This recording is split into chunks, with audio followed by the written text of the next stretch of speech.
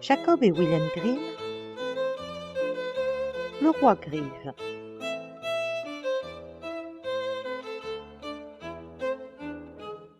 Le roi avait une fille merveilleusement belle, mais si arrogante et si hautaine qu'elle ne trouvait aucun prétendant digne d'elle.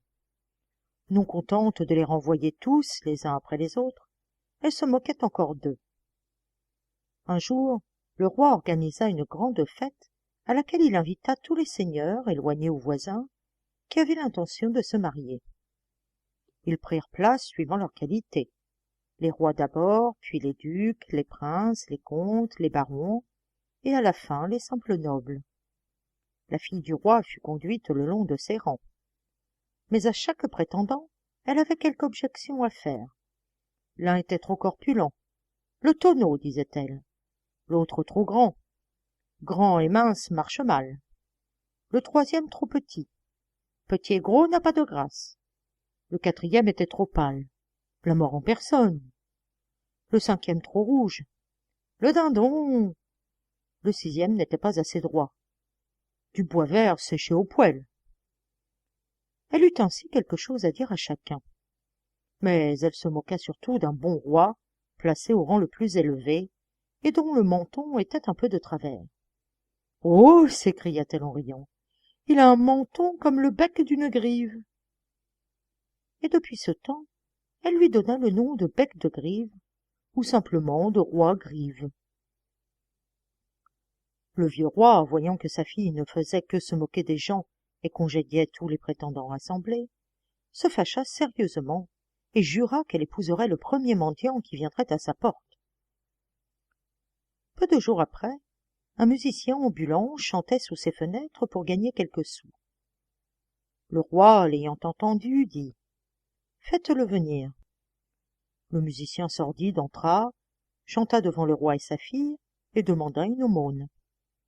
Le roi lui dit « Ton chant m'a plu si fort que je veux te donner ma fille en mariage. » La princesse fut consternée.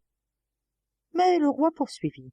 « J'ai fait le serment de te marier au premier mendiant venu, et je le tiendrai. » Il ne permit aucune réplique. On alla chercher le pasteur, et la jeune fille fut forcée d'épouser le musicien sur-le-champ. La cérémonie faite. « Il ne me convient pas, dit le roi, que tu restes au château.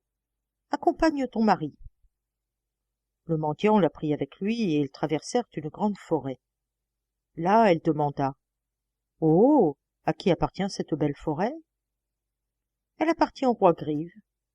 Tu l'aurais si tu l'avais accepté. » « Hélas, pauvre fillette délicate, pourquoi n'ai-je pas accepté le roi Grive ?»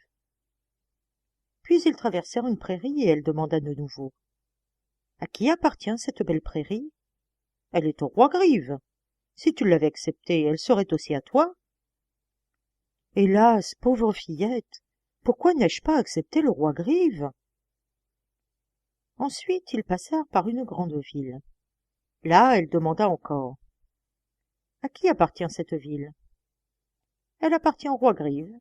Si tu l'avais acceptée, elle serait aussi à toi. »« Ah, pauvre fillette, pourquoi n'ai-je pas accepté le roi Grive ?»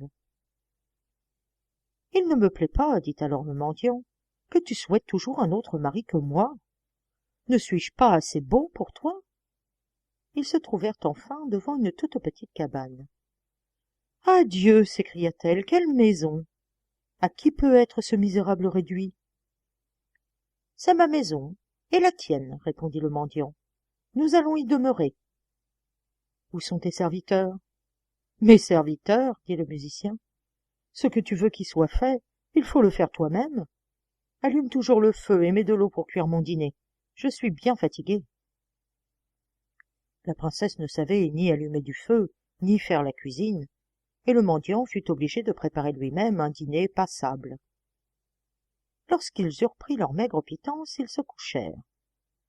Mais, dès le matin, le musicien fit lever la princesse pour soigner le ménage. Ils vécurent ainsi quelques jours, mangeant leurs provisions. L'homme dit alors « Femme, nous ne pouvons continuer ainsi à manger sans rien gagner.